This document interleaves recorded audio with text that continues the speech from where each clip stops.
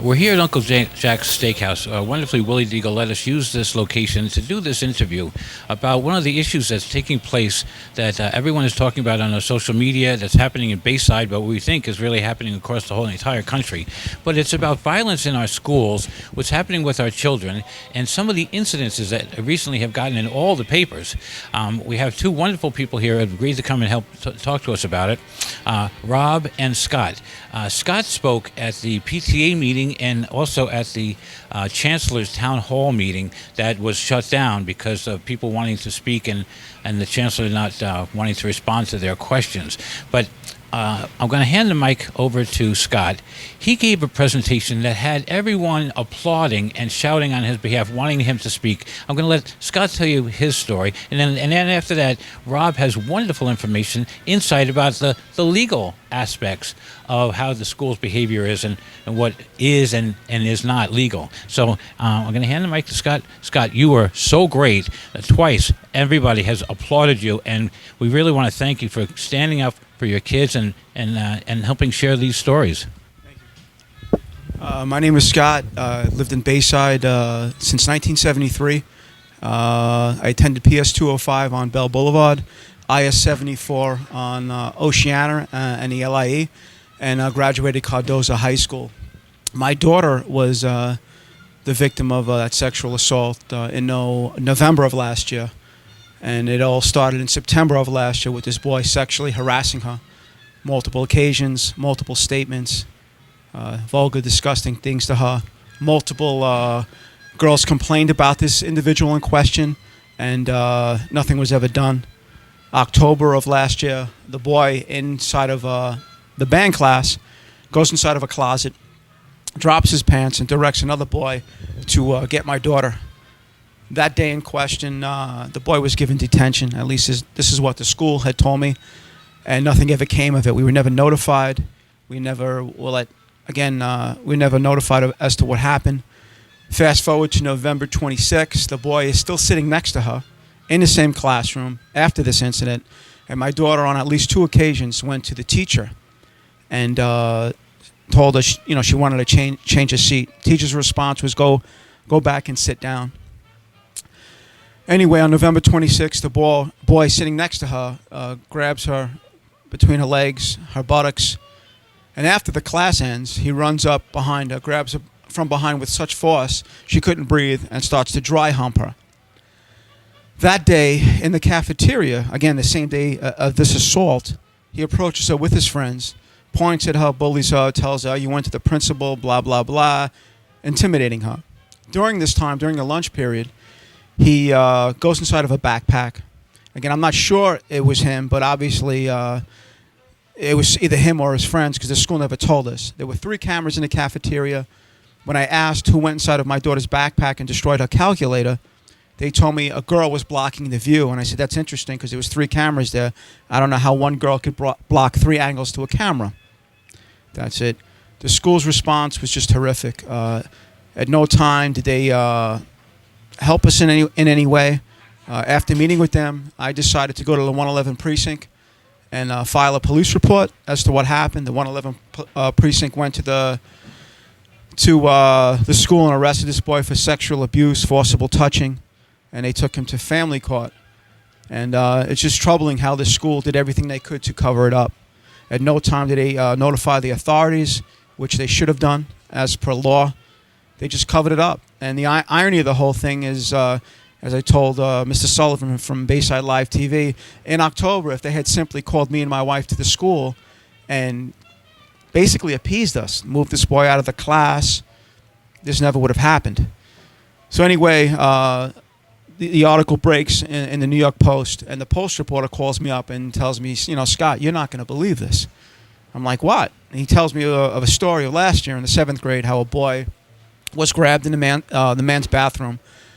They pull the boy's pants down, these other boys, forcibly hold him, and someone inserts their finger into his anus. He further tells me how the boy goes to school, I guess the day after, with a knife. The school catches him with a knife. And the boy breaks down and cries and tells him why he brought the knife to school, how he was sodomized in a gang sexual assault. They suspend this boy for 6 days. and nothing happens, at least nothing I know of, substantial, to the individuals who committed this crime. Nothing at all. It's just incredible how this happened, how they pretty much up until now have gotten away with it, and how they swept things under the rug, all in the name of either preserving the school, the name of the school, or preserving their own integrity, when if they had simply come forward with everything, things would have been much better for the parents, the teachers, but they covered everything up. And I'd like to thank Gregg Sullivan from the Bayside Live TV for helping us out here. And everything could be corroborated with facts. There were statements made to the school in regards to that sexual assault. The boys admitted what they did. With my daughter, there were multiple statements from multiple girls regarding this boy. And again, they did nothing to prevent it, nothing afterwards to help us. And now it seems they're in not cover-up mode, but cover their behind mode. And again, I'd like to thank Gregg for everything he's done, and that's really about it. Thank you. Thank you very much. I appreciate it. When you went to speak at the at Nathaniel Hawthorne at the Chancellor's big town hall, and we all were listening to prepared questions being answered, and when it got 3/4 of the way through, and one woman at the dais had said, "Well, we're going to be running out of time," and all of the audience realized, "Oh, they're not going to give us any time." You stood up, raised your hand politely, said, "I'd like to be heard before this meeting ends," and it got very disruptive because they were not going to let you speak. Why do you think they were not going to let you speak? Thanks for bringing that up. I forgot. I actually was sitting down and I raised my hand as I was sitting down just to get the lady's attention. She ignored me. And then I realized when she was ignoring me, they weren't going to let us speak. Chancellor Carranza, if he did not know as to what happened in this school with my daughter, that sexual assault and that other girl getting beaten up, I'm sorry, I forgot to even touch on that, the girl who got beaten up, then either he's incompetent or he wasn't properly prepared for this. I simply stood up and I actually said to the lady, "I don't mean to interrupt you, but I'd like to speak." And the individuals on the dais actually started speaking over me. And I had to say, I said, my daughter was the victim of sexual assault. And the whole place went quiet. And the guy on the dais kept speaking, almost like he didn't want me to speak. And it was disturbing to see that lady up there whose daughter was beaten up, almost in tears, and the chancellor basically looking at her with disdain, that, that he didn't have time to talk to her. It was disturbing. This is like I said. It's been happened 2 months ago, and I still can't believe it happened. Everything that's coming out came out, and just the response by the chancellor. I'd like to also point out that our local politicians have been fantastic. Representative Grace Mang has been fantastic. Councilman Vallone, Bronstein, Gradicek. I may forget a few others. They've been very good. I've got to admit that. Fantastic. Very helpful. And I'd like to commend them for that. But on the school end, it's been a complete disaster. I mean, I can't believe what's happened, and they've largely gotten away with it till now. It's true. Grace Mang and Councilman Paul Vallone have called for an action plan and wanting something concrete to be told to everyone about how the safety is going to be improved and how it's going to be dealt with. But this other issue of how it has been dealt with, we're going to go over to Rob. And Rob, you were very outspoken at the PTA meeting. We all loved you. A lot of people got to see you. We did cover it. We live streamed it over Bayside Live TV, and then it actually got placed on CBS News. Picked it up and they aired our footage. And at the PTA meeting, you wonderfully started pointing out the law. And I want you to please tell everyone, Ron has come so well prepared with the statutes about what the laws are about how they should report it, and try to share with everybody now what you shared with us at the PTA meeting. Yes, Greg. You want to hold it? I'll hold it. No, what happened was at the PTA meeting, the superintendent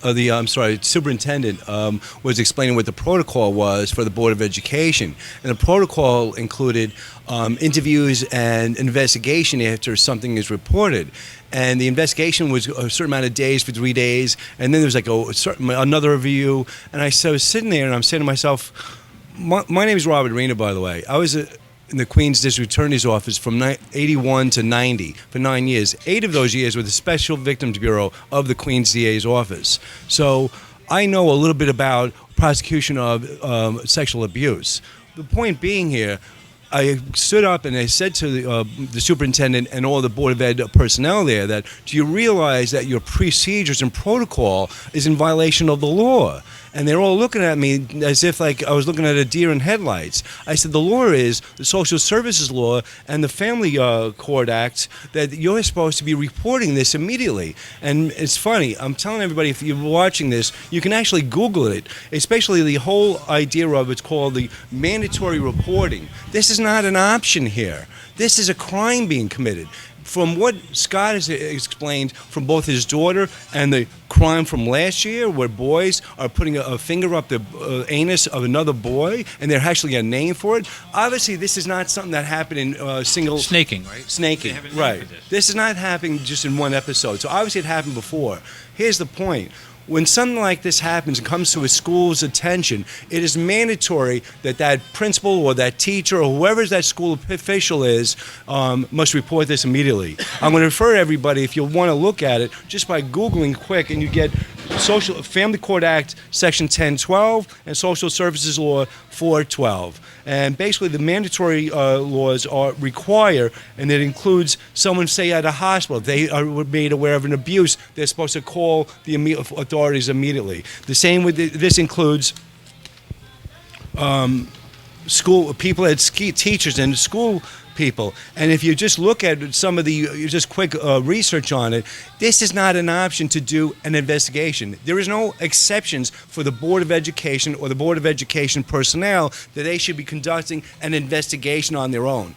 They're supposed to be calling the proper authorities. There's no question that these were sex crimes being committed. This is not everyday with a bullying at school where someone's getting into a fight or there's something going on that, okay, that's good within the confines of a school. But when you have evidence of a crime, especially when it happens to be the child's welfare, mental welfare too, as in Scott's daughter's case, just exposing yourself is enough where that's a crime. And if this child is being exposed to this term more than once by these same boys that are now pushing they're thrusting themselves upon this girl, the proper authority should have been called, and there's a reason for this. The reason why, and the legislative intent for this was, the Board of Ed is not equipped to do an investigation of something like this. By calling the proper authorities and getting the sex crimes investigators and detectives in that are more trained to talk to children and get the right therapists involved, and then they should make the appropriate actions and get court supervision of the accused. And if the accused is then brought to special courts that are handle this, you will have a judge then basically have court-ordered supervision of this child. These are children we're talking about. Let's get something clear. They're under 18. They're in middle school. PS 158. My child goes to PS 158. And I implore everyone that might be watching this, start going to your PTA meetings and start getting involved and start demanding that the school start following, not following their own procedure, but following the law. Their procedures are not in accordance with the law. That's what's a problem I'm having here. They don't have a choice. They should be calling the authorities immediately. If there's no question that Scott's daughter is approaching a teacher or the principal and making a complaint such as she did, there should be no investigation. The only thing that is acceptable according to the statute is maybe take pictures if there's some kind of physical abuse or marks or something like that. But that's it. You're supposed to be calling the proper authorities at that point. That's the whole point I want to get across at that meeting, and I want to get across to everyone that might be watching this. When you have evidence of a crime, you're supposed to call the police and not conduct your own investigation. The Board of Education is not equipped to handle this, nor they should be. It's that simple. On our social media, especially our Bayside Queens Facebook page, Jenna from the Northwest Bayside Civic Association, Alfredo Santola, Heather Hendren, they've been carrying on a conversation about this, and we try to stay away from politics on the Bayside Queens side because it can get kind of nasty conversations, and with everybody just throwing stuff out there. But is this something that has this looking the other way? Is this something that has come from a higher up? I'm trying to figure out where did the breakdown happen? They're breaking laws, and they're covering things up, but at what level is this starting and stopping? Well, you know what? If I may, good, Scott. No, if I may, first of all, let's make this very clear. This is not a political thing at all. These are our children at this school, and there's crimes happening of this nature. This should be happening immediately by the proper authorities. So anybody that, like for instance, the Board of Ed, that is not following the law, you're right, Greg, to question why is this happening? Why are they not reporting this immediately and doing their own investigation? And here's my fear is exactly what you're saying, Greg, is if we don't know about these incidents, how do we know if there's other incidents like this occurring at the school with other kids? Let's get something clear. These kids at this ripe age of 12, 13, or 14, this kind of behavior should be handled appropriately with the right therapy for these kids. Because this way, later on in life, they're not abusing women on any level. You know, we don't need to make them criminals at all. Let's face it, I don't want to make the accused even criminals either, but they definitely need some therapy. If they're starting to do stuff like this to poor Scott's daughter, can you imagine when this child is 13, 14, what he's going to be doing to women in the future? So the point is, you're right. Is the Board of Ed for having their own motive in hand? I don't know. But there's no question about it. They are violating the law. These laws are mandatory. They're not optional. That's the whole point here. So for them to even have a rule like this that says they can conduct their own investigation is in violation of actual laws. There's no question about it. Yeah. Scott, you wanted to say something? Yeah, it has to be coming from the school's chancellor. He's the main boss, telling these principals incidents must be kept down, or I don't know if he's telling them not to report them, but why are they not reporting them? Probably out of fear that they may lose their jobs, they may get disciplined. But the irony of this whole thing is that if these boys had been disciplined, these incidents never would have happened. Think about this incident last year with this boy being grabbed in a bathroom by multiple boys, his pants pulled down, and no one's notified about this. How is it possible they could cover this up? And think about what that set, because these boys, they all talk in school. After this happened, that must have spread like wildfire throughout that school as to what they did. Everyone knew about that. I guarantee every kid in that school knew what happened to this boy.